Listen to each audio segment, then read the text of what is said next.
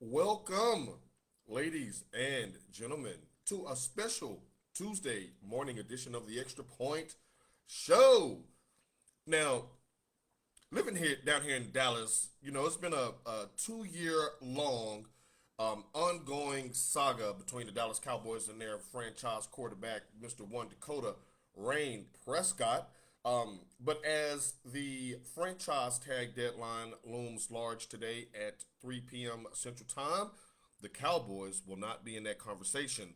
Your boy Dak just got his money. Your boy Dak just got paid. Now, first of all, let's go over the nuts and bolts of this contract. Now, the contract is a 4 year, $160 million deal, including $126 million guaranteed. A source told ESPN's Adam Schefter last night. Now Prescott's signing bonus is $66 million, which is the highest in NFL history, with a record $75 million due in year one. Now, if you take the franchise tag that he signed last year for a guaranteed $31 million, that's what over $105 million, $106 million guaranteed money in his pocket in about 18 months.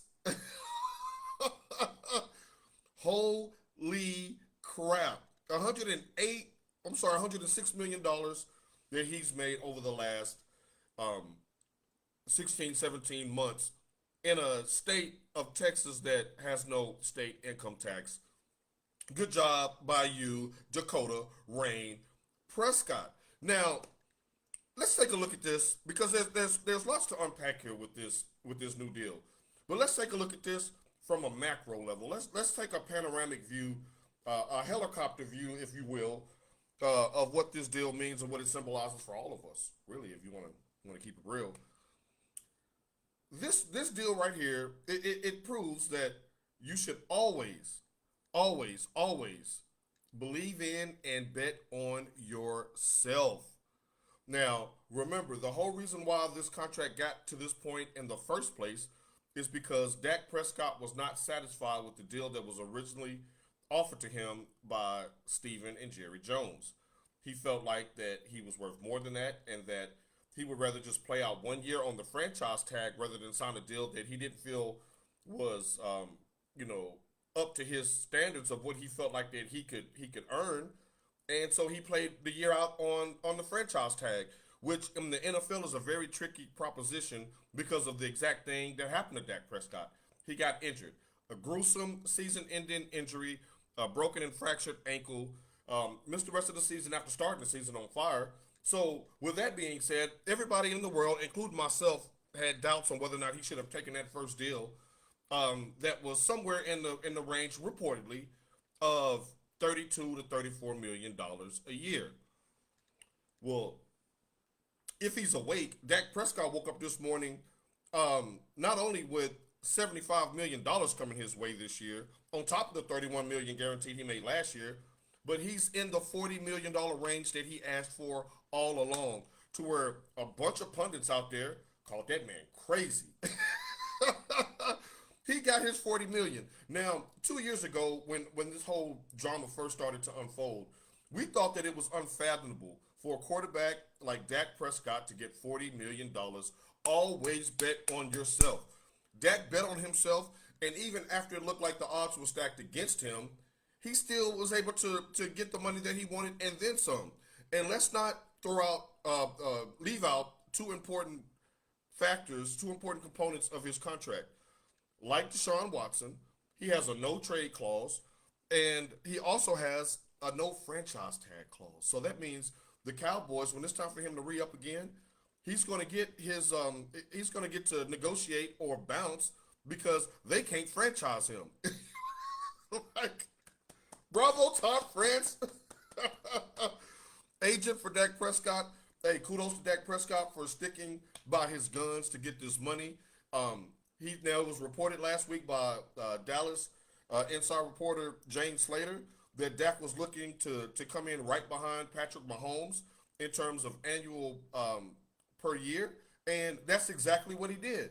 Jerry Jones actually did that. He's going to be averaging $42 million a year over the next 3 seasons. Wow. So if you have the courage of your convictions, if you have something that you're really believing that you're worth a certain amount of money, don't settle. Don't, hold out. Believe in yourself. Um, because Dak Prescott is proof positive. I mean, this man wasn't the number one overall pick. He was drafted in the fourth round. He was the backup's backup, the third stringer that wound up and becoming the second highest paid quarterback contract in the history of the NFL. Talk about a feel good story. And from all accounts, Dak seems like a pretty good guy, good leader, a good player on the field. Now, is he top five? No, he's not a top five quarterback. No, he's not. But he's the second highest paid. It's not about what you're worth. It's about what you can negotiate. And good job by him on that. Now, if Dak wants to do the right thing, he needs to cut a huge check, send a card, and send some roses to this man's wife, and that's one Andy Dalton. Yes, Dak, you owe Andy Dalton some money. You owe him some of that 106 because him stinking up the joint gave you all the leverage you needed for Jerry to finally go ahead and cut the check. If you're Dak Prescott, you need to be on the phone with Andy Dalton and in the most respectful way possible. Send him some money, some Bitcoin. Send that man's wife some roses. Send some Tonka trucks to the kids. One of those big playhouses with the trampoline for the backyard. You need to send all of that to the Dalton family because Dalton stunk up the joint and made you pretty much indispensable, especially with the quarterback market looking like it's going to dry up before Dallas can pick at number 10 this year. So there's that. So Michael Hasso, avid Eagles fan, is checking in. He says, so it wasn't Zeke stinking it up? That boy was trash. Okay, yes, Zeke stunk up the joint as well. But wait a minute. Now, I know you're a Dalton guy, Mike, but yes, Zeke stunk it up. But one could argue which came first, the chicken or the egg. And I'm not sure in this instance. Did Zeke stink it up because he didn't have Dak there to throw for all of those yards? Or did Andy Dalton stink it up because Zeke played like crap? This shouts out to Ed Gray, the commissioner, checking in. And while you're at it, make sure you check out Mr. Gray's show, the Commish radio show, every Saturday from 5 to 6 p.m. at fbrn.us. That man is a wealth of knowledge, and he knows his politics, he knows his sports, he knows everybody. Hell, that's why they call him the Commish. Shouts out to Mr. Ed Gray, checking in from Gray Haven. But yeah, Andy Dalton needs to send, I mean,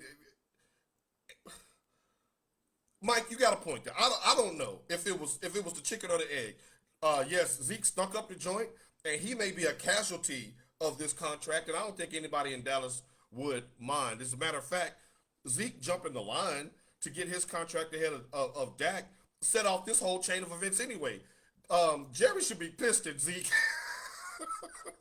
Like, you went out of turn, bro. I could have got Dak for about 32.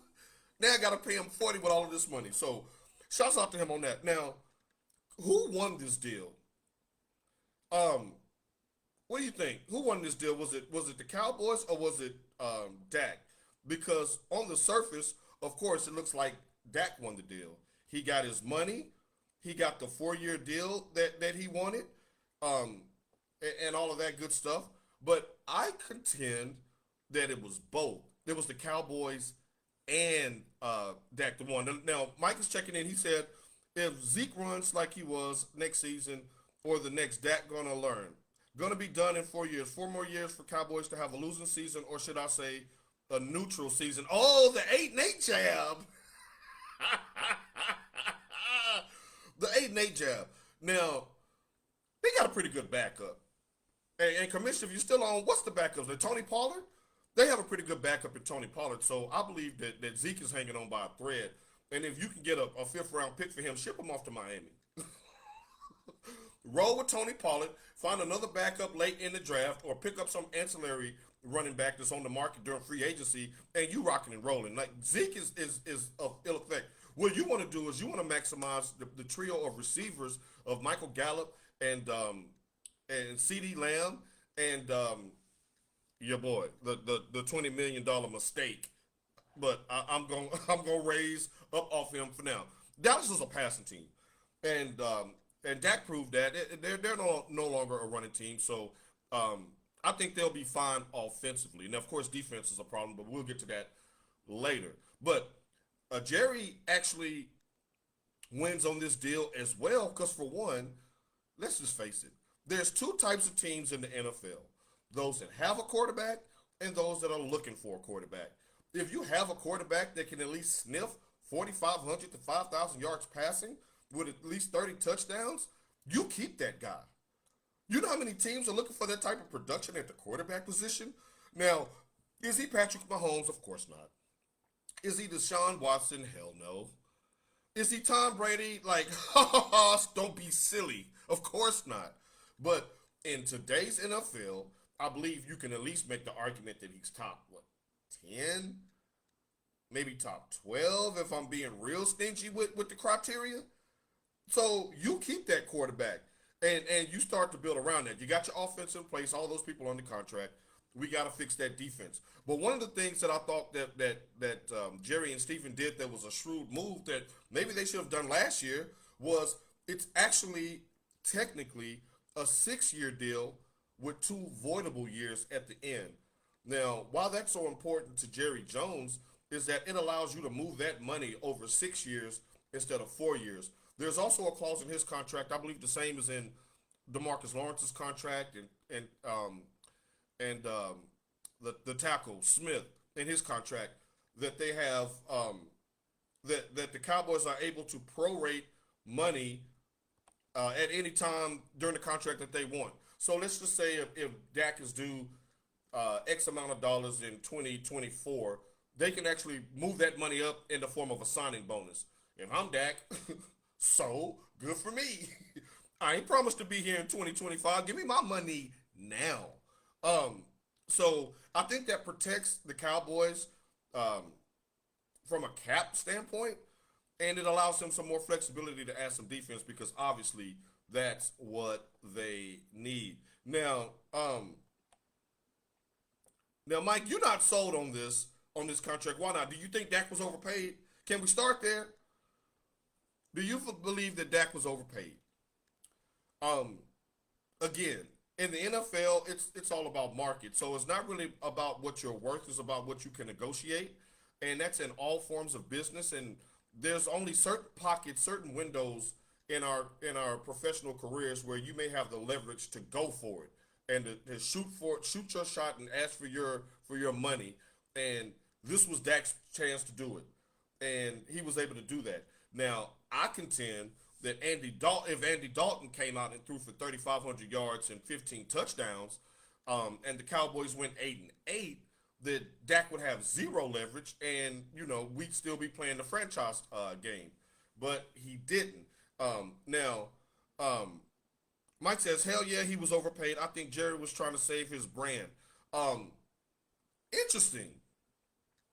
Save his brand. Now, I want you to kind of elaborate on that. Well, you said Dak is done. I totally disagree. I totally disagree with Dak is done. The man was on pace last year before he got hurt to throw for 5,900 yards, which would have shattered Peyton Manning's record for a season. Like, it wasn't Dak's fault that they were losing. That defense was deplorable. They couldn't get a pass rush. They couldn't stop the run. They couldn't stop the pass. They couldn't generate turnovers. Dak's out there, like, there was a stat in fantasy football where I think Dak was still leading the league in passing after he had been hurt for a couple of weeks. That's how prolific the start to his season was. And I feel like if he hadn't got injured, the Cowboys would have won the division because they would have gone better than 7-9, and all would have been well in the city of Arlington. Now, Mike says Jerry said he would take care of Dak because he was getting a lot of heat. Um, yes, he was getting a lot of heat, but the thing is though, at some point, Jerry either had to poo poo or get off the pot. You can't just keep kicking the can down the road when it comes to a contract extension in the NFL because the longer you wait, the more expensive this is. This contract that you see today, this is $30 million 2 years ago plus late fees and interest. It really is. Now, I agree that Dak is overpaid. If you want to compare his salary to some of his contemporaries in the league, I agree. But at the same time, call me overpaid, baby. I ain't mad at that. Like I'll be overpaid, um, especially in a brutal sport like football. Um, so Mike says, so what's the make or break when Dak comes back? Playoffs or bust? No, Super Bowl. It's Super Bowl. It's Super Bowl. Now, the playoffs, making the playoffs in the NFC East, that's baseline. Because you have Washington that's going to have a new quarterback. You have Daniel Jones, who's shown nothing in the league so far with the Giants. Saquon Barkley can't stay healthy. It's like whenever he gets injured, it's always for the season. He never just has a little tweak here or a tweak there. When he goes down, he goes all the way down. It's something to be said about those super muscular backs that have those knee injuries and things of that nature. I believe Adrian Peterson changed his training regimen after he blew his ACL after trying to be like Hulk Hogan walking around at the running back position. Knock on wood, that doesn't happen to King Henry. But no, Mike, I think winning the playoffs in the NFC East this year with the Eagles, the Giants, and the Redskins. I'm sorry, the football team. I'm sorry, y'all. The football team having questions at quarterback.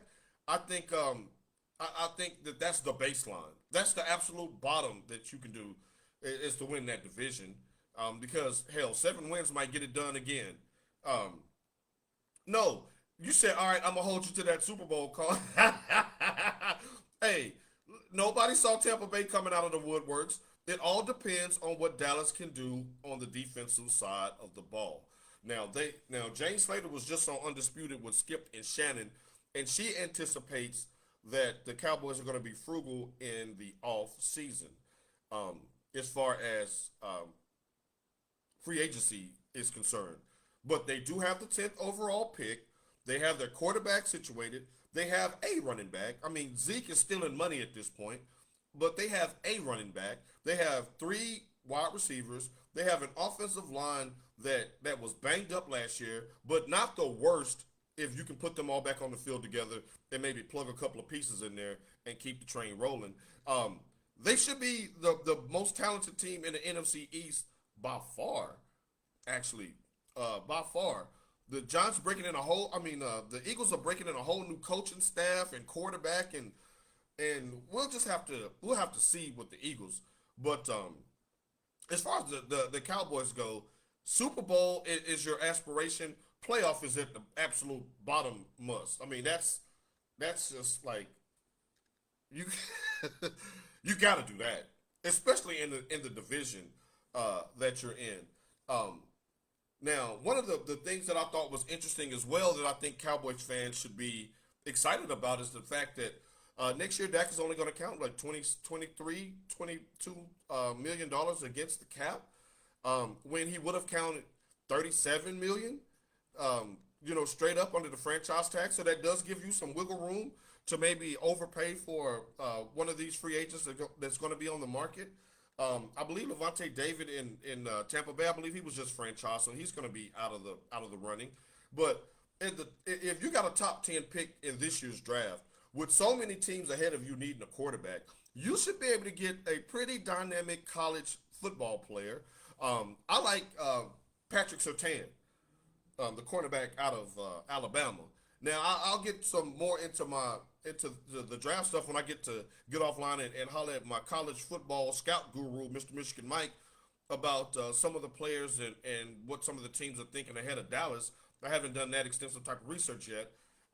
But on the surface, yes, you need a cornerback, you need pass rush, you really need some edge rushers because Dak is going to put up points, and teams are going to have to throw the ball to keep up with that offense, just like it was before he went down, just like it was the couple of years before that. And who knows, maybe having your leader and your quarterback back on the center, you get a renaissance type of rejuvenation from Ezekiel Elliott. When you don't have a safety in the box, maybe you can do a little bit more damage because with the Garrett Gilberts and Ben DiNucci's and all of that, and no disrespect to Andy Dalton, Red Rifle is gonna go get his money somewhere else in the offseason. And I would, if I was him, I'd go to Washington and become a starter.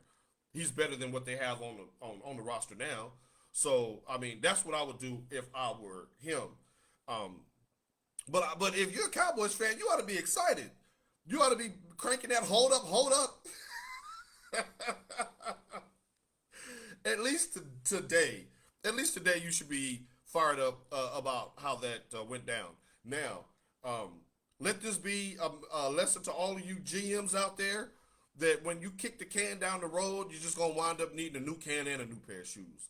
Because this, like Mike is right in this regard, Dak is overpaid. Now, as far as him being done, I totally disagree. And you stop that. You stop being disrespectful. Um, but I do believe he was overpaid. And had you just stunted Ezekiel Elliott out and took care of your star players in the order in which they were received, Dak would have signed for 30 something $1 million. His contract will probably be on the way of being up now. You probably could have got a franchise tag year when the cap goes up and saved you even more money. But see, now with these voidable contracts, the voidable 2 years, and it's a 4-year deal, Dak is going to get another bite of the apple by the time he's 31 years old. Kudos to Dak Prescott for that. Um, so I just think that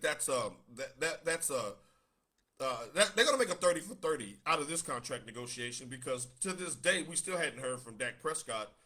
There's a news conference that's going to be scheduled for tomorrow, and I'm sure there's going to be a lot of questions asked, and we'll finally get to peek behind the curtain. But we're not going to get to peek and see too much.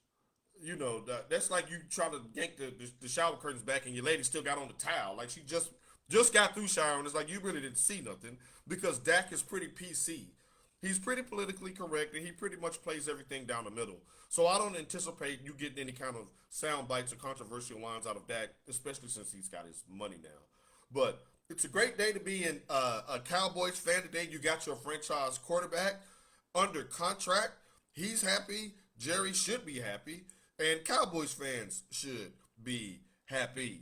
Now, we're gonna do this pretty much daily going forward. You can catch me in the morning time. We'll be talking sports in bite-sized segments and getting your feedback on that. We'll be getting into the second half of the NBA season later on this week. I hope to get Michigan Mike on Friday so we can talk the conference tournaments and the NCAA selection Sunday, what to expect there. And hopefully Mike, who's really good at doing the brackets, can maybe come on and shed a little light, give a little advice to some of you newbies out there new to the bracket tournaments to give y'all some tips on how to win your office pool, even if it's done virtually this year because everybody's still at home. Well, at least until tomorrow here in Texas. But that's another story for another day. So I'll be hollering at you all tomorrow. Same bat time, same bat channel. Again, I'm going to be working to get Michigan Mike on later on this week. Hopefully his schedule permits. We'll be hollering at Tasha T. Sizzle one day this week to get her thoughts on the second half of the NBA season as well as Dak's contract. Thank you for joining me. It's the Extra Point. I'll holler at you tomorrow. Peace.